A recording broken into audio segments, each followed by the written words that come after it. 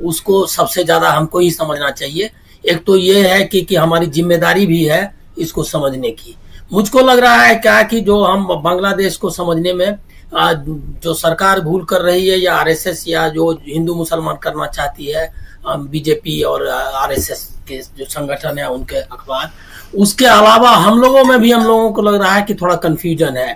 एक तो आप समझ लीजिए कि स्ट्रीट पर, मैं इस बात से इत्तेफाक नहीं रखता हूं, थोड़ा सा ये लगेगा, लेकिन मैं इससे इत्तेफाक नहीं रखता हूं कि स्ट्रीट पर लाखों लोग सिर्फ सोशल मीडिया की वजह से आते हैं। वहां की इकोनॉमी बहुत खराब हालत में है, वहां की आमदनी लगातार घट रही है, ये बहुत बढ़ गया है। और शेख हसीना जिस तरह का सरकार चला रही थी वो सरकार डेमोक्रेटिक नहीं था। चुनाव जिस तरह से करवाए उन्होंने, उस चुनाव में धांधली के भयंकर आरोप हैं, करप्शन भी बढ़ गया था। दूसरा है क्या कि आरक्षण का आप सवाल 1971 में वो ये क्या कहते हैं वॉर हुआ, और उसके परिवार को 30% अभी कह रही है, एक वेस्टेड इंटरेस्ट क्रिएट किया था, उन्होंने करना चाहती थी और किया हुआ था। तो वो सेकुलर थी, ये क्या कहते हैं प्रोग्रेसिव थी, उन्होंने इकोनॉमी को लाया। लेकिन ये सारे कुछ के अलावा उनका रवैया इस बारे में जो काफी पहले से लोग उनको सचेत करते आ रहे हैं, जो भी बाहर के लोग, मतलब सिर्फ बांग्लादेश के नहीं, जो प्रोग्रेसिव लोग हिंदुस्तान के हैं, कुलदीप नैयर वगैरह सब लिखते रहे कि शेख हसीना जिस तरह से सरकार चला रही है अल्टीमेटली बहुत डिफिकल्ट होगा, क्योंकि डेमोक्रेटिक नहीं है अपने बिहेवियर में। ये आपको मैं कोट कर रहा हूं। तो इसीलिए ये बात को भी समझना चाहिए, हालात इस तरह आए कि वहां उसको संभाल नहीं पाई वो, और लास्ट में उन्होंने जो किया, जो स्ट्रीट पे प्रोटेस्ट हो रहा है उसको समझने की जरूरत थी, उसको उन्होंने मिसहैंडल किया, उसके खिलाफ आरोप लगाए, वही रवैया जो रवैया आप गाहे बगाए या यहाँ हिंदुस्तान में कई बार देखते हैं। तो ये इसका नतीजा था। एक तो है कि पीपुल्स प्रोटेस्ट है, इसको समझना चाहिए। दूसरा ये भी आपको हम लोगों को जान लेना चाहिए फैक्चुअली कि वहां बीएनपी जो है वो नहीं लीड कर रही है इस ये को क्या कहते हैं मूवमेंट को, वो स्टूडेंट जो है वो लोग लीड कर रहे हैं। इसमें काफी जो इंटेलेक्चुअल्स हैं, वहां के प्रोफेसर्स हैं, वो भी उनको सहायता कर रहे हैं। एक मास प्रोटेस्ट ऑर्गेनाइज हो गया। अब वो उसका रूप आप समझ सकते हैं कि हमारे यहाँ जैसे केजरीवाल को समर्थन मिला था, या जो मतलब नॉन पॉलिटिकल फोर्सेस को पीछे उसके कुछ संगठन थे, उसी तरह से जो जमाते इस्लामी या बीएनपी या जो वेस्टेड इंटरेस्ट है वहां का कॉमनल है, ये ऑथोरिटेरियन इंटरेस्ट है, वो भी उसके पीछे लग गया। अभी आपको मैं नाहिद इस्लाम जो सबसे बड़े नेता कोऑर्डिनेटर है उस मूवमेंट के, उसको कोट कर, मैं कल से जब से ये घटना हुई लगातार मतलब मिनट टू मिनट उसकी खबर देख रहा हूं, इंटरेस्ट से, मेरा कोई उसमें ये नहीं है, वो इंटरेस्ट में मैंने वहां के जो अखबार हैं वो सब अखबार मैंने पढ़े हैं, वो वहां लगातार नाहिद इस्लाम जो ये कम ने वो दो, आज उन्होंने लोगों को मतलब कल रात में ही उन्होंने लेट नाइट ये किया, क्या कहते हैं अपील किया लोगों से कि सब लोग निकल कर आए और पब्लिक प्रॉपर्टी और कम्युनलिज्म ये जो है, इसके पब्लिक प्रॉपर्टी का जो वेंडलिज्म हो रहा है, उसको जो नुकसान पहुंचा रहा है उसके खिलाफ और इसके खिलाफ हमको करना है। और उन्होंने जो प्रेसिडेंट है उससे भी अपील की और उनको कहा भी, अभी मीटिंग उनकी चल रही है वहां, उसमें उन्होंने कहा भी है कि आप रिस्टोर करो और हम आपके साथ हैं। ये जो है पब्लिक प्रॉपर्टी की लूट, और इसके दूसरा लेख पर लेख आ रहे हैं बंग बंधु की जो मूर्ति गिराई गई है उसके विरोध में। यूनुस जिसका नाम जो चीफ ये एडवाइजर के रूप में आने वाले हैं इंटरिम गवर्नमेंट के, करीब करीब तय हो गया है।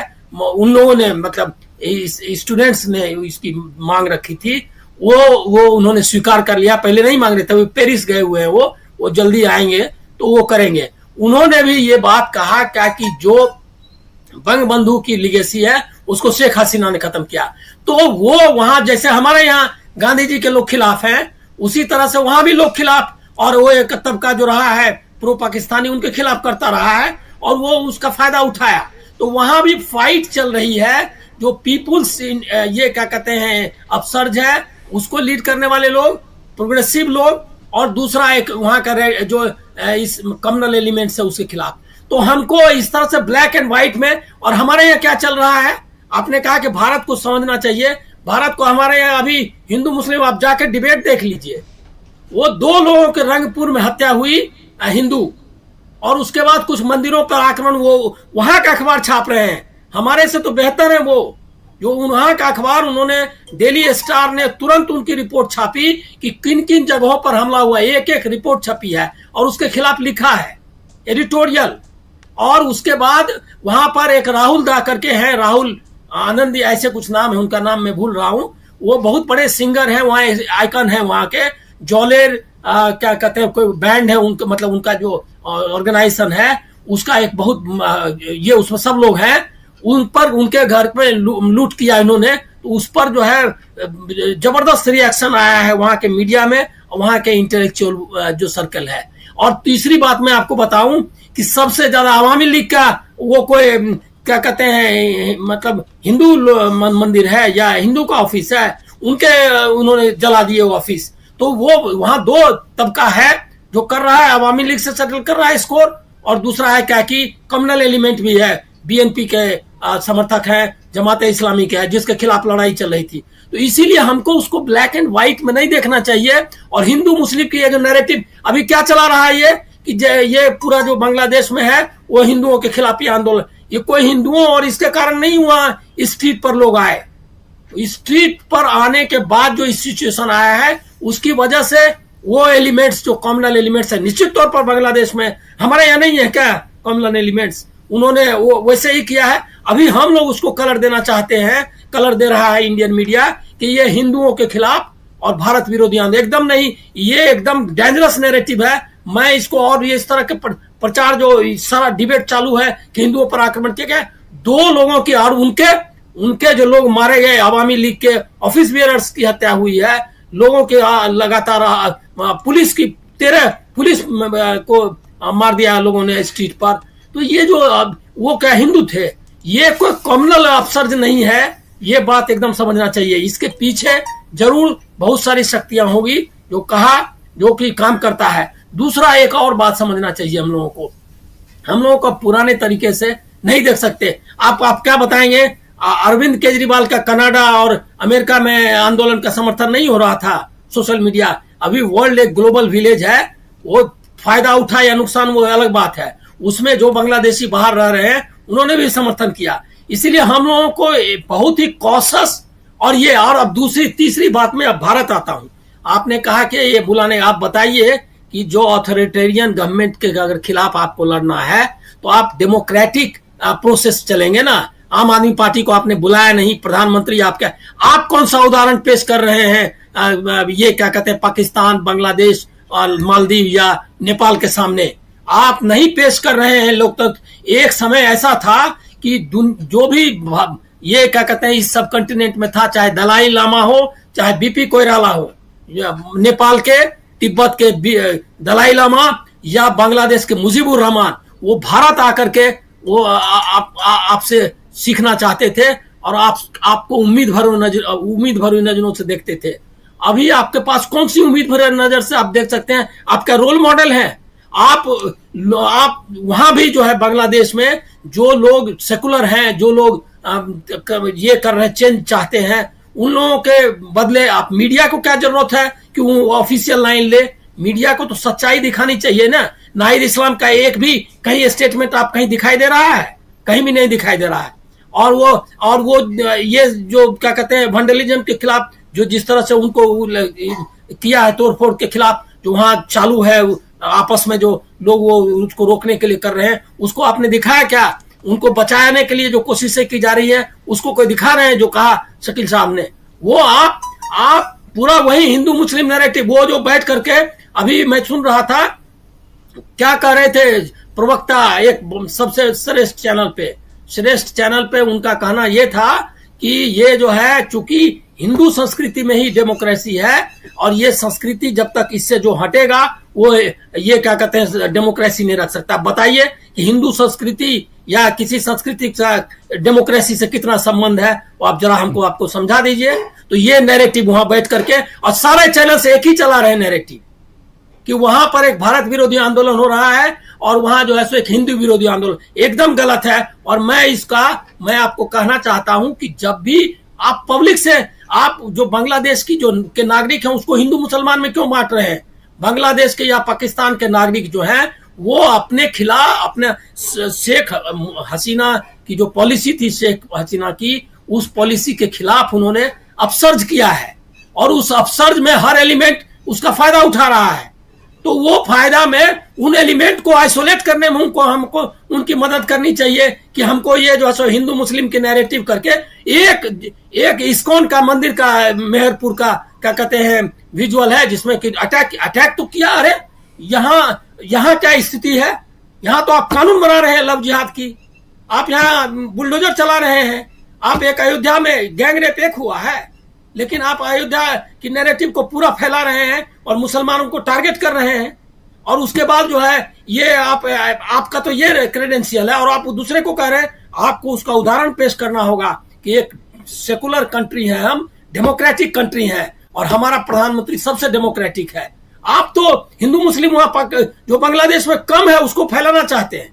ये यहाँ का ये चूंकि इसका फायदा यहाँ वो आप शुभेंदु अधिकारी का देख लीजिए बयान, सीए का। अब आप बताइए आप कि सीए के खिलाफ इतना आंदोलन हुआ, आउट एंड आउट सीए एक डिस्क्रिमिनेटरी लॉ है और उस लॉ के पक्ष में अब कहा जा रहा है कि बांग्लादेश से जो लोग आएंगे आप उसका क्या करेंगे? सीए लोग पूछ रही है आपकी ये क्या कहते हैं एंकर कि सीए के खिलाफ ने तो आपने बहुत आंदोलन चलाया इंडिया गठबंधन के किसी प्रवक्ता से, तो आप जो है अब क्या कहेंगे? अब उन पर अत्याचार नहीं हो रहा? अब बताइए, ये कोई नैरेटिव है?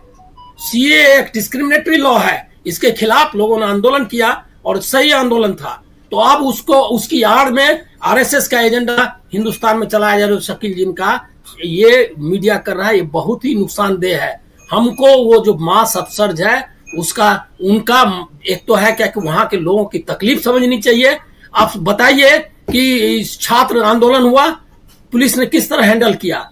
उसको उन्होंने रजाकार कहा, उसको उन्होंने आतंकवादी कहा। वही सेम रवैया कि जो भी स्टेट के खिलाफ आंदोलन करेगा उनका कोई कम्युनल एजेंडा था, ये उनका साफ एजेंडा था कि आरक्षण। आप बताइए 56% आरक्षण, वो भी सेना के लोगों को आरक्षण है, उसमें दिया था उन्होंने दिया था क्या कहते हैं 30% जो ये आजादी आंदोलन मतलब 1971 बार में मुक्ति योद्धा उनको। ये बताइए, ये कोई निश्चित तौर पर जहां बेरोजगारी बढ़ी हुई है, जहां महंगाई आई हुई है, छात्रों को भविष्य नहीं लग रहा है, वो आएंगे स्ट्रीट पर। तो ये हम लोगों को अपना रवैया भी बदलना चाहिए। ब्लैक एंड व्हाइट में नहीं देखना चाहिए कि भारत को नुकसान हो रहा है इसीलिए कि इतनी बड़ी घटना चल रही थी, लेकिन हमारा कोई रोल नहीं हो पाया, हम रोल मॉडल नहीं बन पाए। वो जो है वहां के छात्र जो है हमारे मीडिया या हमारी तरफ देख नहीं पाए। 146 करोड़ या 45 करोड़ के लोगों का जो मुल्क है, जहां की कंटिन्यूअस एक डेमोक्रेसी जहां गांधी, अंबेडकर, नेहरू, जयप्रकाश नारायण जैसे लोग रहे हैं, उसकी एक बड़ी लीगेसी है। उसकी तरफ नहीं देख करके अगर उनको दूसरी तरफ झांकना पड़ रहा है तो हमको अपने अंदर भी झांकने की जरूरत है। या और अगर वो चाइना की तरफ, अगर मैं नहीं जानता अभी तक कोई ऐसा ये नहीं आया है उनका जो मैंने स्टडी की कि वो चाइना और क्या कहते हैं पाकिस्तान के किसी रहनुमा या हुक्मरान के पक्ष में नारे लगा रहे हैं। अच्छा, दूसरा है कि एक भी कॉमनल नारा लगाते हुए स्ट्रीट पर छात्रों को मैंने नहीं देखा, कम से कम उनके कई विजुअल्स मैंने देखे। तो हम लोगों को इवेल्युएट भी ठीक से करना चाहिए और हम लोगों को ये क्या कहते हैं मतलब ऐसी इमेज अपनी पेश करनी चाहिए उनके सामने जो कि जिससे वो सीखे, उनको लगे कि ये है। आप वो तो वहां कर नहीं पा रहे हैं, उसके बाद पूरा जो वहां चेंज आएगा उसके खिलाफ आप एक ये शुरू कर देंगे, कैंपेन शुरू कर देंगे।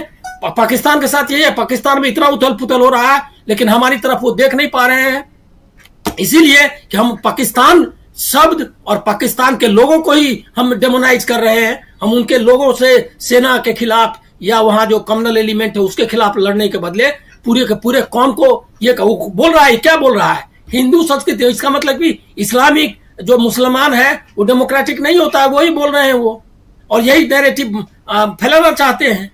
ये नैरेटिव को हमको विरोध करना चाहिए और हमको जो वहां पर स्थिति चल रही है उसका ऑब्जेक्टिव एनालिसिस करना चाहिए। और वहां दो फोर्सेस जैसे सब जगह है वैसे है, एक मास अपसर्ज हुआ है जिसमें दोनों, अब मोहम्मद यूनुस को क्या कहते हैं, ये बीएनपी का आदमी है या मोहम्मद यूनुस को ये सेक्टेरियन आदमी है? नहीं है। उनको उन्होंने छात्रों ने चुना है। वहां फाइट चल रही है, दोनों, बीएनपी भी कंट्रोल करना चाहती है और वो क्या लेना चाहती है उसका फायदा, लेकिन छात्रों ने उसे रोका हुआ है। और उसके बाद अवामी लीग का तब कोई चांस ही नहीं है क्योंकि वो एक्सट्रीमली अनपॉपुलर हो चुकी है। तो अब ये दूसरा है क्या कि शेख हसीना वाजेद ने अगर अपनी गलतियां की है तो अपनी गलतियां उनकी हुई हैं, इसमें वो अपना बांग्लादेश के लोग को तय करने देंगे। हम उसमें, वो ठीक है, उनकी नीतियां हमारे पक्ष में थी। हाँ, ये डेवलपमेंट हमारे लिए डिफिकल्ट है और बहुत ही ये आएगा, समस्या पैदा करने वाला है। वहां से लोग माइग्रेट भी करना चाहेंगे। हिंदुओं को ज्यादा असुरक्षा हुई है क्योंकि जो कम्युनल एलिमेंट से इसका फायदा उठा रहे हैं। तो वहां एक बेहतर स्थिति बहाल हो, इसमें हमारा मीडिया का कम से कम बेहतर रोल होना चाहिए, ऐसा मेरा कहना है। बिल्कुल बिल्कुल सही, मीडिया का रोल यहाँ बहुत महत्वपूर्ण है। सुबह से जो आप जिस तरफ चिंता, अगर आपने हमारा YouTube चैनल अभी तक सब्सक्राइब नहीं किया तो इसको सब्सक्राइब कर लीजिए, वीडियो को लाइक और शेयर कीजिएगा और कमेंट करके बताइएगा भी कि इस परिचर्चा पर आपकी क्या राय है। धन्यवाद।